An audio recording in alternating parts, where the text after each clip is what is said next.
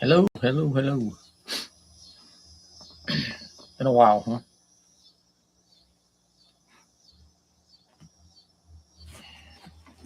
Get centered up here on the camera.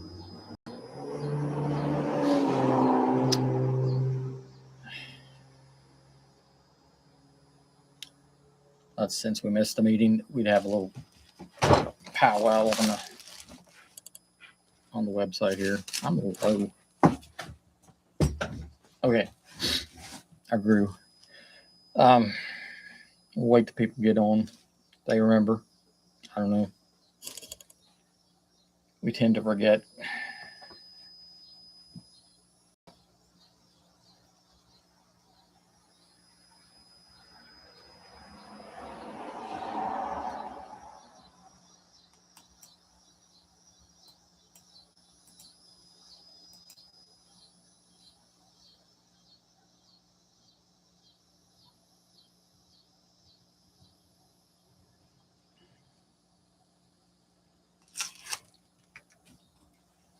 Just check in with everybody. See how their hives are doing tonight.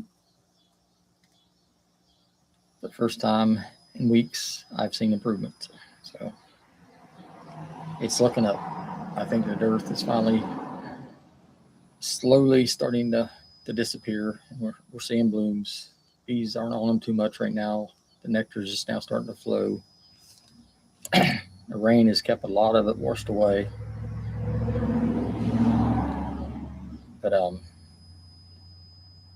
as it quit raining, it started flowing a little bit. I'm seeing it in the hives now. I'm still feeding pretty heavy because I am late, very late.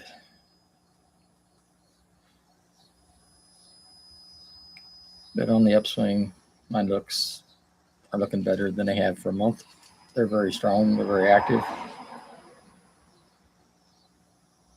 And yeah, just now we just got to get them full. Whether that's a flow or sugar, let's hope it's a flow.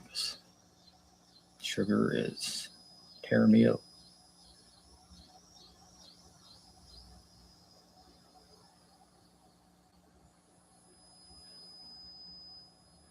We'll hang on there for a few minutes and see if anybody remembers the big chat. We haven't had one for so long, so it wouldn't surprise me if everybody just forgot all about it because it's not like we do it weekly anymore. If we get back in the habit of that, maybe we'd have more people. And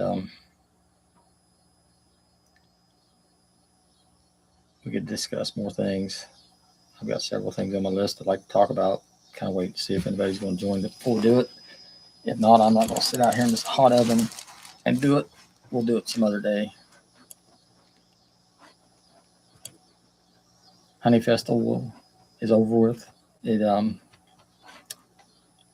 had myself had a good Saturday and a pretty good Sunday for Sunday. We did well. It was better than last year, and so we'll take it.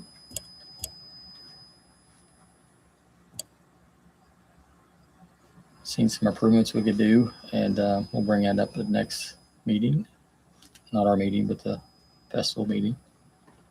And yeah, we get better, we get better. I had some suggestions from some visitors / customers, if you would, and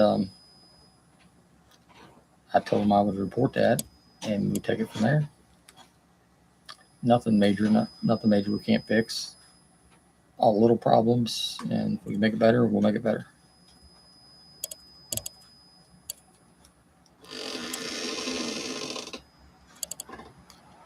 The state bee fair is coming up, and we're looking at maybe 2 weeks from now. Yeah, a little more than that, 3 weeks. September 18, 19.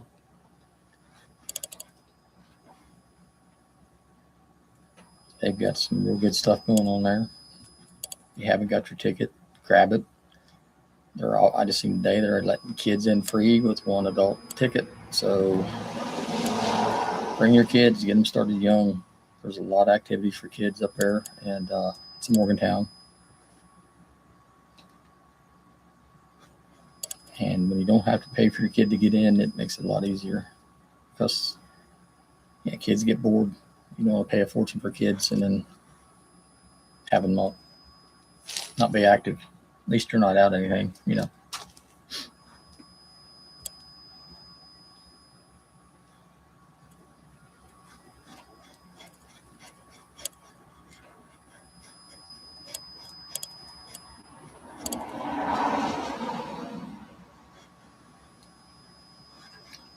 Anyway, several people approached me down at the festival that from all parts of the world, or the state, I guess. That is the world to me because I never go anywhere. But they're having the same problems. One fellow, he's got a hive full of bees and pollen, but no nectar anywhere. Thought he was doing something wrong. Told him no. It's just the area you're in, the same area I'm in. It's not happening too much right now. But told him to hang on and feed right now, and then so they don't starve to death, and hope something starts blooming. Well, stuff has been blooming. I haven't had a bee on anything. It's been producing nectar, but not much honey. Or I'm sorry, been producing pollen, but not much nectar. It's been a long day, and sometimes we had a summer like that not too long ago, and it about burnt my butt because I thought everything's blooming, everything's great. Went down there and I was late. I had to really pour it onto them to get them ready for winter. So starting a little early this year, figured I'd feed, at least get them a head start. If they pick up, of course they're going to stop eating that feed. That'll tell me they've got a good flow going on, and I can stop. So I'm not harvesting any fall honey, so it doesn't matter if mine's got sugar in it or not. They're going to take it. So I'm not taking it to sell or anything like that. So it's all for the bees. So they don't mind if it's sugar or honey or what it is. So.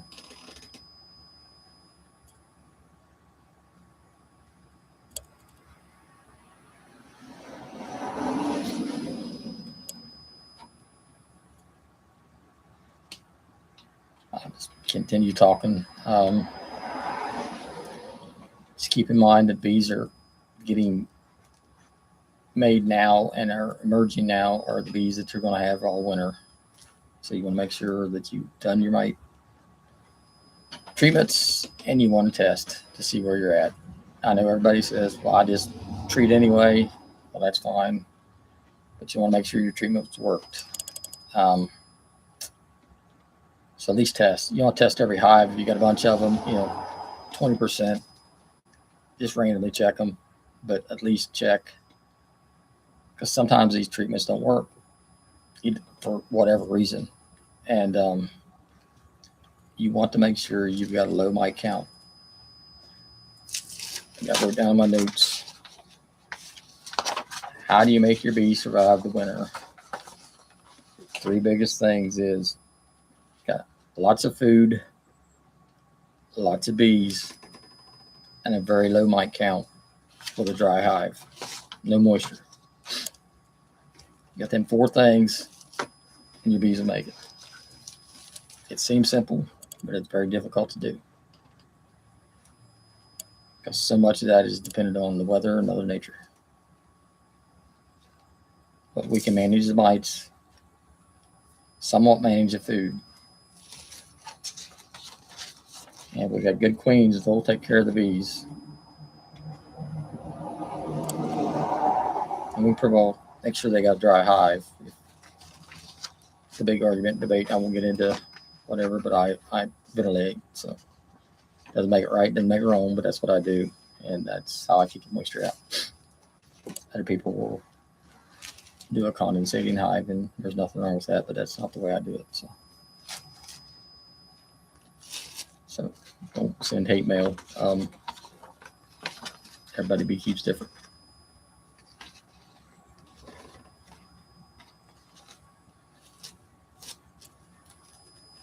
Yeah, that's all I got. I tried to kick us out to see if anybody would have some questions, answers, whatever, but I understand, hey, we haven't done it forever, and it's been 10 minutes. And yeah, I don't want to drag this forever because people forget, and that's fine. But I don't want to sit here all day at a computer screen when no one's going to show up. So I'm going to go ahead and sign off. And we're going to have a big discussion at our September meeting with West Central, the fourth month in September. And it's going to be all bee talk. So if anybody wants to show up, you're more than welcome. Hey, Scotty. I guess we got one person.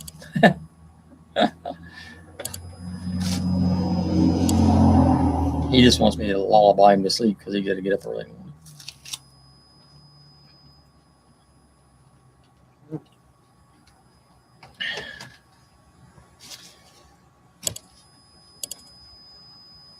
Yeah, I've been on here now 11 minutes.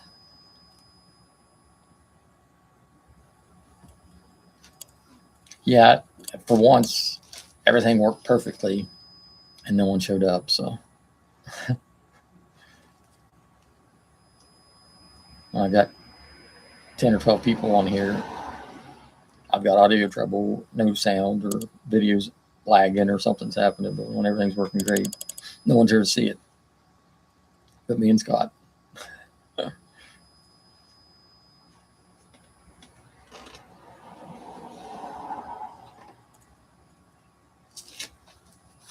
But yeah, that's about all I got to report is what I was going over there. Yeah, check the queens too. Make sure you don't have any spotty brood. Yeah, I figure 5 more minutes of my talking, you'll be sound asleep. If you got a queen that's laying spotty and it's consistently spotty, think about combining that hive. Don't let her go into winter being spotty because you're probably going to come out in spring with wax moths, not bees. If she's not laying a full brood pattern and it's going to be too late to requeen her now, combine it with newspaper and let it. I mean, you can split it the first thing in spring, so it's no big deal. You're not losing nothing, but you're bringing them heat bees through the winter.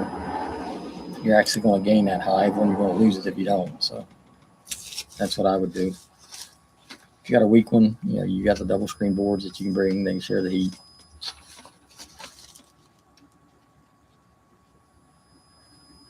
And we was going to go over wax moths, but yeah, I'm not going to sit here. Scotty knows everything because he and I talk all the time, so he's heard everything I've got to tell you guys. So. If not, I can give him the cliff notes tomorrow.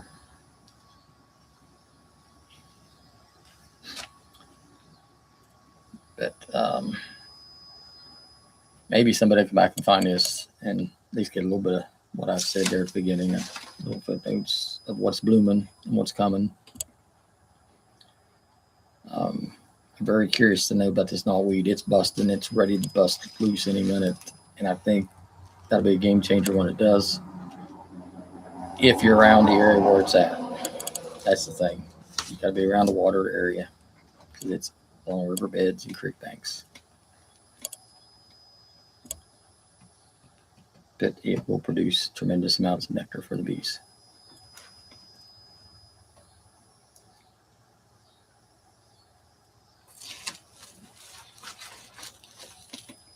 And anything that saves a pound of sugar is going to save some money.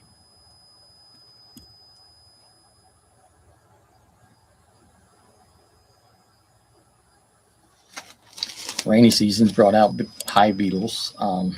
There's a lot more hive beetles than there was. I've even got a couple hives with them in it. I never have them. I've got boric acid coming tomorrow, and I'm going to make some hive bait for them because I'm out of it. And if you want to do it, you just take your bait, 3 parts bait, 1 part hive or boric acid, low amounts. That's how you do it. If you want to take a smashed up apple, smash it up, put a little boric acid in it. As long as you use 1 quart to 3 quarts. You can use that as bait if you want to. The only thing is using apple as bait, it's going to start rotting in the hive, you know, once you put them in little beetle barns, because the hive beetle's not going to eat it all that quick. You use a little bit of amounts. So I'm just going to use popping patty. That's what they use mostly anyway. So put the boric acid in it. But now it's 15.5 minutes, and yeah, I got Scott probably asleep. He wounded himself with a hive tool. Yeah, don't ask me why. If anybody could do it, it would be Scott. But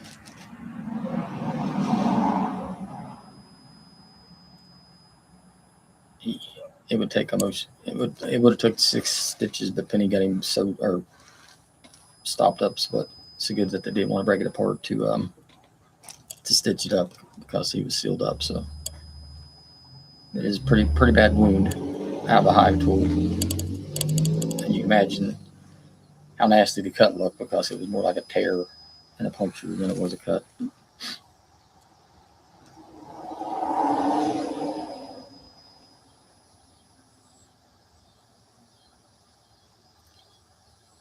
So even the bees can kill you a different way other than stinging you. I don't know if they make child-proof safety hive tools or not, but we'll look into that when we go to Kentucky or Scott.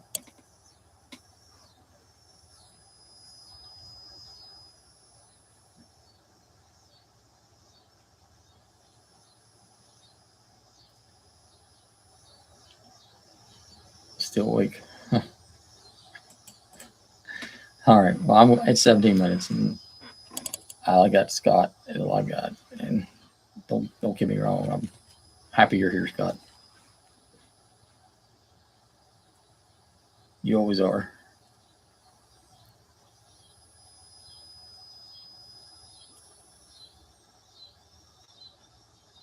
This will go down as an embarrassing YouTube video for me with 1 viewer, but it's fine. It ain't like I'm knocking them out of the ballpark anyway. But